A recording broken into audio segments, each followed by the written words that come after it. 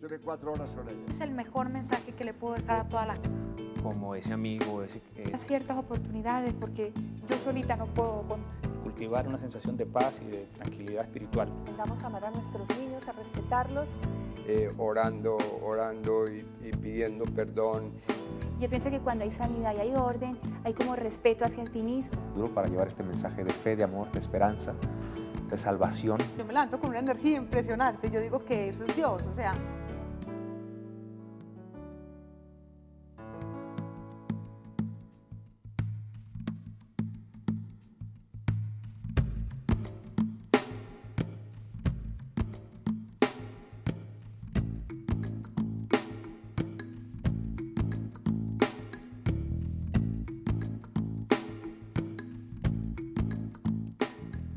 Bueno, la semana anterior hablamos de las andanzas de Pedro el Malo, de Pedro el que se drogaba, el que daba puñaladas a diestra y siniestra defendiendo el Club Atlético Nacional, el que andaba siempre con armas blancas, con armas de fuego, el que, bueno, casi que me atrevo a decir que muchos llegaron a pensar era tan malo que parecía una caricatura.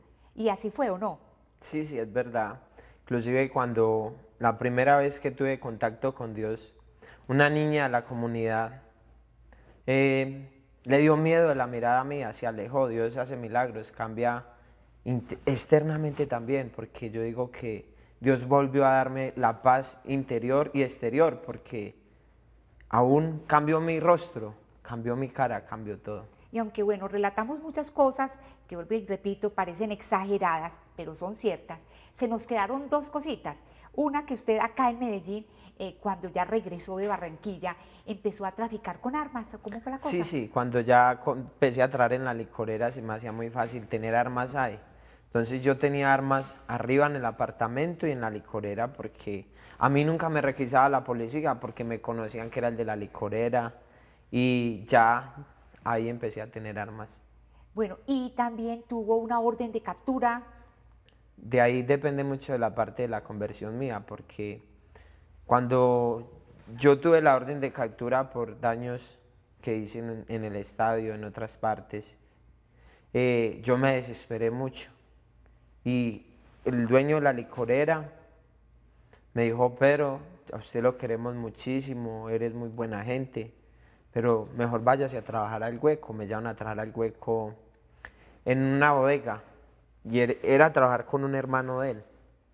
Esta licorera era de la misma familia de Mario, y me mandó por donde un hermano de él, y el hermano de él era convertido, pero yo no sabía que era convertido.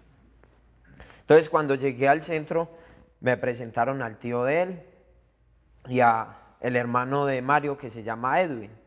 Entonces Edwin me empezó a presentar los clientes y empezó a hablar conmigo, pero nunca me habló de Dios. Siempre me empezó a hablar de las mujeres, muchas mujeres, o que yo, esto ahora está muy duro. Entonces cuando me empezó a hablar de las mujeres, yo le dije que si él tenía novia. Él me preguntó que yo tenía novia. Yo, no, ahora no, estoy saliendo como con 2 chicas nomás. Cuando yo le dije esto, entonces, cuando él me dijo eso, yo le dije: ¿vos qué, novia? Me dijo: no, hermano, la novia mía hace 15 días me echó. Cuando él me dijo eso, yo le respondí: hermano, nunca te enamores de una mujer, viva el momento y no más. Cuando yo le dije eso, él como que agachó la cabeza, como que no sabía qué decirme. Y me dijo: hermano, te invito a un cenáculo. Pero yo no sabía que era un cenáculo. Yo le dije: ¿qué, hay niñas lindas? Me dijo: hay un montón de niñas lindas, hermosísimas. Y me fui para ese cenáculo.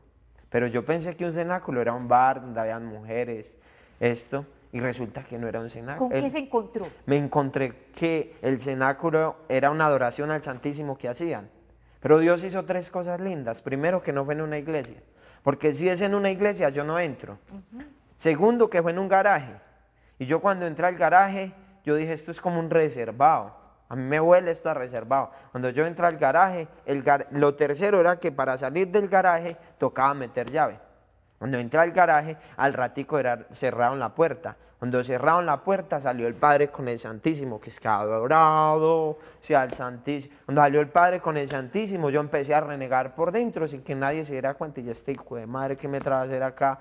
Y empecé a insultar por dentro, a renegar. Y lo peor fue que todo el mundo se puso de rodillas y yo quedé de pie. Pero yo, para no hacer el ridículo, yo también me puse como de rodillas y con la cabeza en el piso. Y empiezan a rezar el rosario.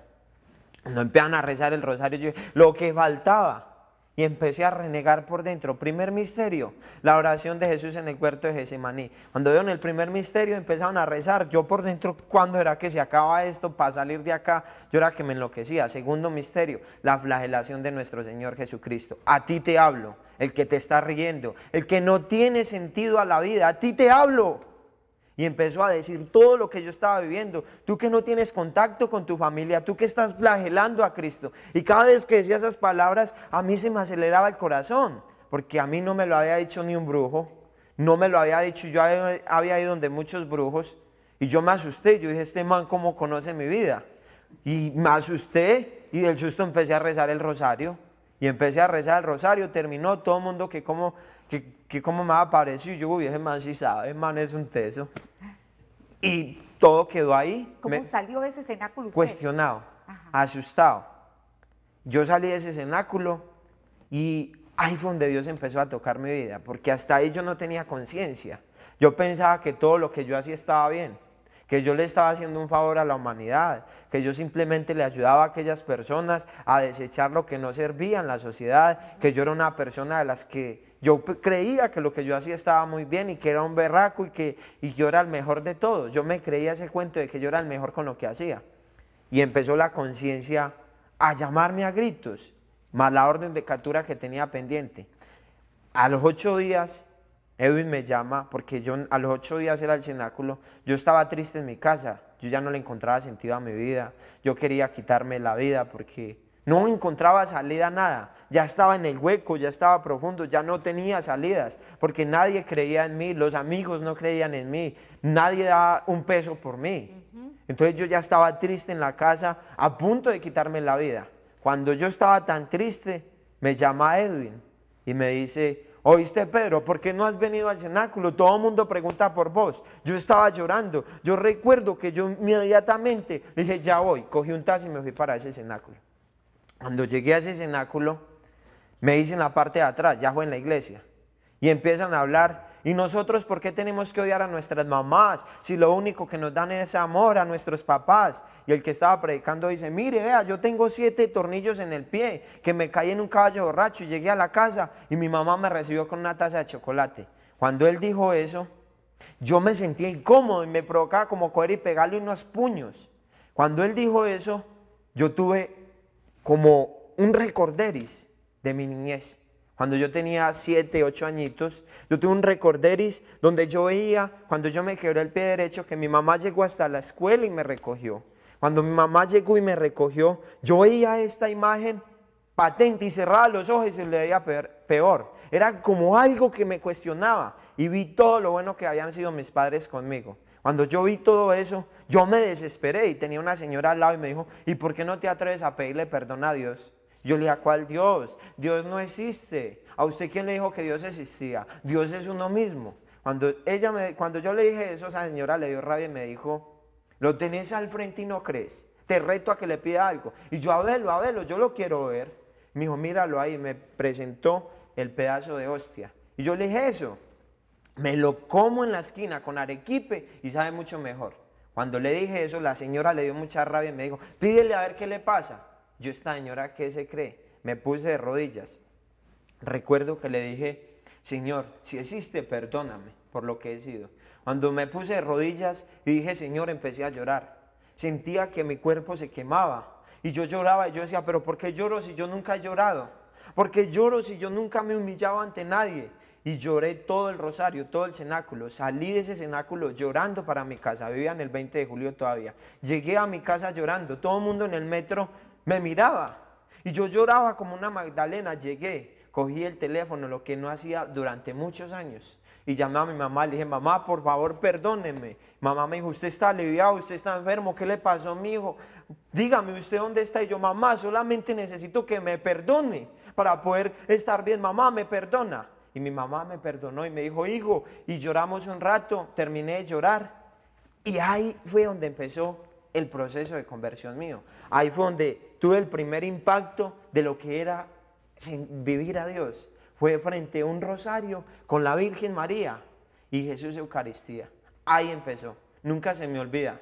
Fue en la parroquia San Juan de Dios acá en Medellín. ¿En qué momento se pone ya usted en paz con Dios, libera su conciencia de todos esos pesos que tenía? Una confesión ya en forma y demás. Desde ese momento mi vida cambió, porque le dije sí al Señor, pero aún todavía no había hecho un examen de conciencia, aún todavía seguía con algunas locuras que yo pensaba que estaban bien, y en realidad cambié con mi familia, y yo ya quería ser sano, pero no quería ser santo. Entonces cuando yo iba a la comunidad, porque yo pertenezco a Lazos de Amor Mariano, entonces cantaban, quiero ser santo, yo decía, no, yo santo no quiero ser, yo quiero ser sano, santo no, yo quiero ser simplemente sano. Entonces cuando cantaban quiero ser santo, yo decía, quiero ser sano para Dios. Después de eso, tuve la oportunidad de ir a un retiro, yo ya había renunciado a muchas cosas. Y ¿a qué cosas había renunciado? estaba renunciando a la marihuana, ya no tiraba perico ni patraciada, tenía solamente la marihuana y me costaba aún dejar las armas porque me sentía protegido. Pero ahí es donde viene el por qué buscar más de Dios, porque cuando yo tuve ese primer contacto, resulta que cuando yo vivía en Barranquilla, este brujo que me había hecho esto, el pacto, me había dado un número de chance y que me iba a ganar una platica. Yo me gané la platica y yo dije, este brujo, semanalmente le regalo 200.000 pesos. ¿Cuál plata? No le di un peso, toda me la gasté. Y fue plata maldita. Me gané la platica y me la gasté. Entonces cuando yo empecé el proceso de conversión, yo sentía que algo me perseguía. Yo sentía que detrás de mí andaba alguien y me perseguía en todo lo que hacía. Como que me hablaba y me decía, la vas a pagar, no sabes con quién te metiste. Entonces todo eso me llevó a cuestionar y acercarme más a Dios. Algo aterrador, ¿no? Sí. Y ahí fue cuando fui al retiro de Lazos. Cuando yo fui al retiro de Lazos, yo era un pelado ya sano en muchas cosas, un joven normal. Pero de ahí, ya en el retiro, fue donde Dios me liberó totalmente. Nunca entré a un centro de rehabilitación.